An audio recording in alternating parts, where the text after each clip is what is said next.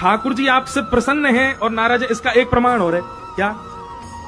बहुत जल्दी सेवा हो जाती है, बहुत जल्दी श्रृंगार हो जाता है।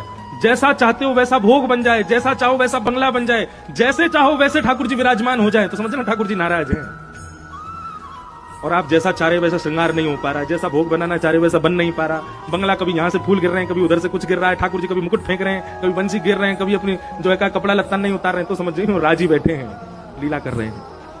ये बड़ी अंतरंग बातें हैं कि अनुकूल आपके मन के अनुसार सब हो जाए, तो समझ जाना ठाकुर जी जैसे रूठा हुआ व्यक्ति होता है, वो कैसा होता है? कहीं बैठा तो बैठ जाएगा, मुझको क्या है, पीछे बैठ जाओ तुम गाड़ी में, हाँ सबसे पीछे बैठूंगा मैं, वो बैठ जाएगा चुपचाप।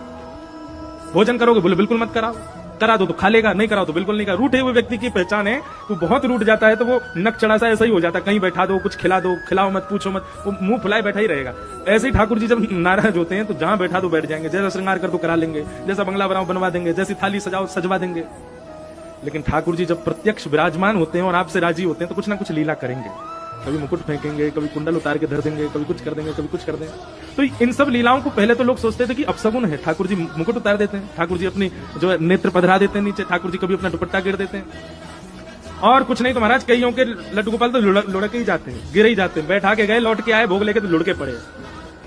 समझ जाओ ठाकुर जी आपसे राजी बैठे।